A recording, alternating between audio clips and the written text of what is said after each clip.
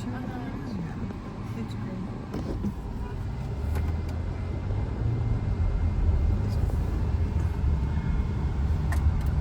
At the light, turn right onto Newark Station.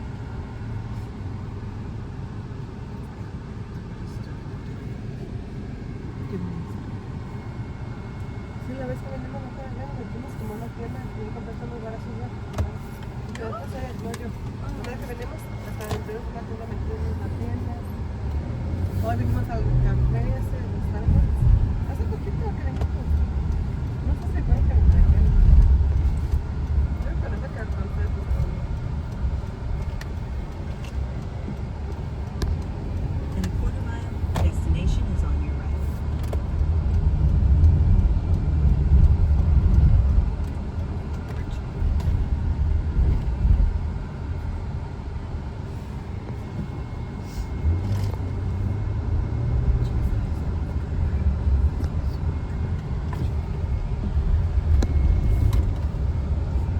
The whip is all supposed to be really nice. It's called the That's it, hotel. puras Those sabritas, mornings. Es Eh, el parqueadero, ¿eh? abajo es el parqueador. Es grande. Arriba son departamentos. Ok. Es lo que le estaba diciendo a Juan ayer. Le digo, ahí se parece que los carros se van a caer. Sí. Y ya de ahí para arriba puro pues. Es lo que le dije a Hugo ayer.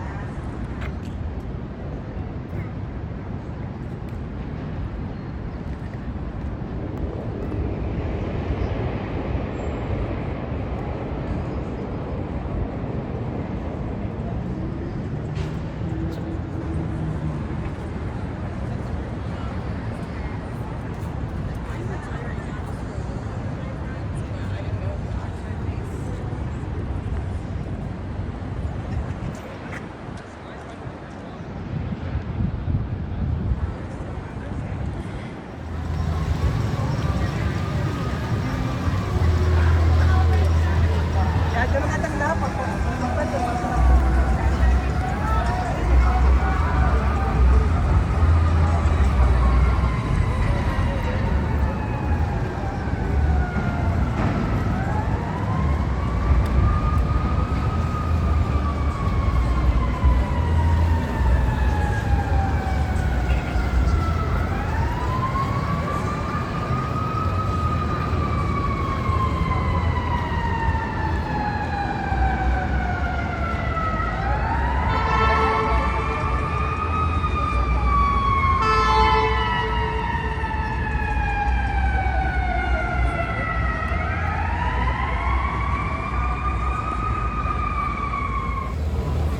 ¿Ya me subí una vez?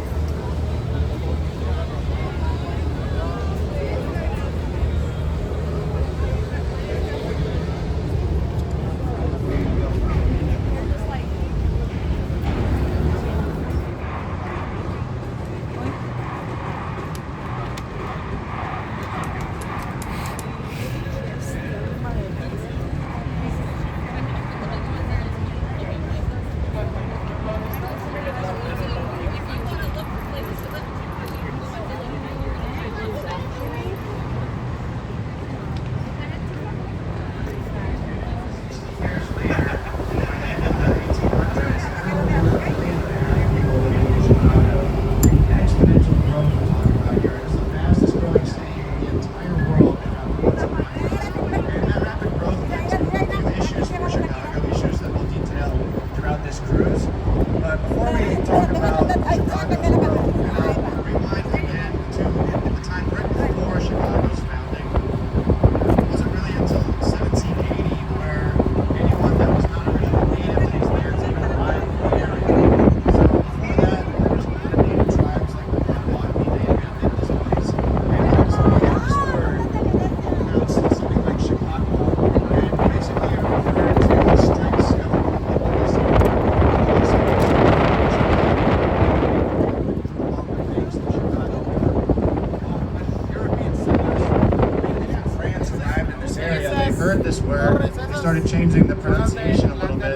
eventually it morphed into Chicago. So Chicago is the city of the striped sky, the snowy onion, which may you want to use that word. Thankfully, the river doesn't smell quite as bad as it used to, because back in those days, I'm sure it really did live up to its name. But anyway, diesel exhaust coming from those trains. So these buildings were built right alongside of or on top of these railroad tracks, and they could not obstruct those railroad tracks. So that's why 150 North Riverside in particular, the base of that building is only 39 feet wide. The building's over 700 feet tall though. But they only had that much space to actually work with at ground level because of the railroad tracks, and the city requires any new buildings built along the river have to also build a waiver and incorporate elements of the base design in its own. But as it is right alongside the building, you'll notice it has very strong vertical lines, whereas the horizontal lines are broken up. The vertical lines are continuous along the entire height of the building. That's a very feature of Art Deco style buildings. Whereas this building is not true Art Deco, it is paying homage to Art Deco. That's why it's got a lot of those Art Deco elements. Yeah, for those of you checking out the fountain spraying water right across the Chicago River ahead of us, that is the Centennial Fountain up there. It's supposed to basically celebrate 100 years of clean water here in Chicago, which is a great setup for our next story because it involves just how gross the water used to be. But yeah, it's of the water, the river as it used to be. So it's the 1850s. Chicago is growing fast, but it doesn't have a sewer system. People are just dumping their garbage, their sewage, their waste directly in the street or wherever it is convenient. That's not very sanitary. So the city designs and builds the first comprehensive sewage system in the United States in the 1850s. And this is great because no longer is sewage piling up in front of people's houses, but it's still got to go somewhere. And unfortunately, that somewhere was directly into the Chicago River. All that raw, unfiltered sewage just getting dumped right into it. And it wasn't just sewage. Chicago was infamous for the Union stockyards, a huge meatpacking industry here in Chicago. And every single year, they would slaughter millions of cattle at the Union stockyards. But any piece of those cattle they didn't want to use, they would just dump it into the river. And as these cattle bits were decomposing, they released methane gas. There's this area of the Chicago River, it's called Bubbly Creek, because it is still bubbling from all those decomposing cattle. Well, the conditions of the Chicago River were so bad that it was so thick with sewage, it basically had the consistency of chocolate pudding. And you can imagine it didn't taste anything like chocolate pudding though. But the river in those days was indeed flowing.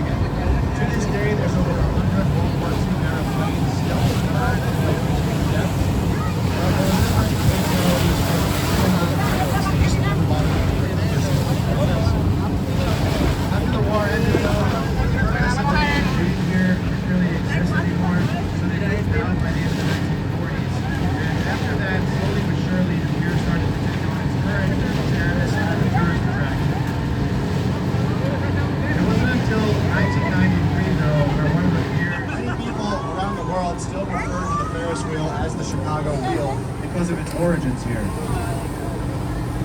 Yeah, we always get some people doing some jet ski stuff around this area.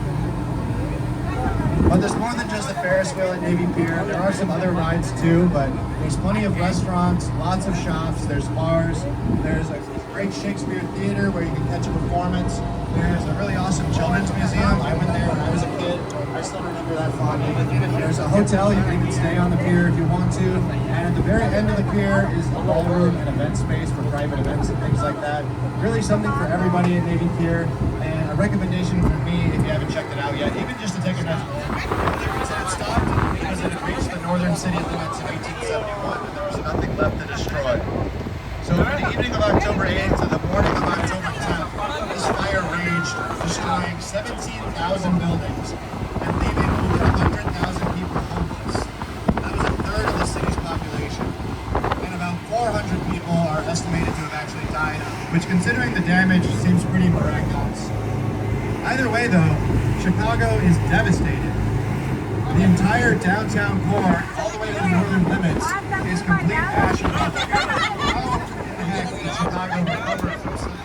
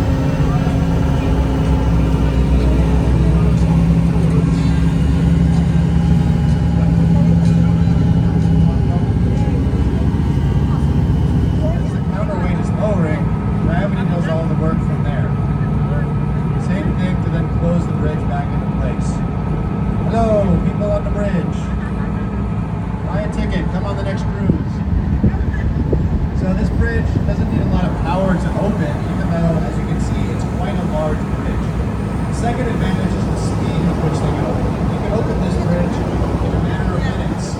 That's because of the efficiencies of the seesaw design. Very important back in the early 1900s when they built these bridges, because there were a lot more boats back then that needed the bridges to open every single day. And if that was a slow process, you can imagine what a nightmare it would have been for boat traffic and traffic on the bridges themselves. Quickly, I want to turn your attention directly to the right to this construction site. There's a yellow construction crane on it right now. This is an interesting site, and you can see it's a pretty prime location right here on the river near the lake. Why is it taking so long for them to do something with that plot of land? Well, they actually tried to build something there in the early 2000s. It was a building called the Chicago Spire. If it had been completed, it would have been the world's tallest building, about 2,000 feet tall, and they even started digging the foundations for it. They got pretty far along in that regard, but then something happened in 2007. Anybody remember what happened in 2007? The Great Recession happened, and the financing for the Chicago Spire completely dried up. So even though they had dug the foundation for the building, there was no more motherships or blimps. With that in mind, this building was designed to facilitate an airship docking with it and disembarking its passengers into the hotel roof. Interesting quirk of its design there for sure, but not one that took off, pun intended, because planes became more advanced. Airships and their safety was put into question when the Hindenburg exploded, killing everybody on board. Only 2 buildings were built this way, the Intercontinental Hotel and the Empire State Building in New York could also facilitate. All right, we're pulling into our dock here, which means I'm gonna have to tie up the boat shortly.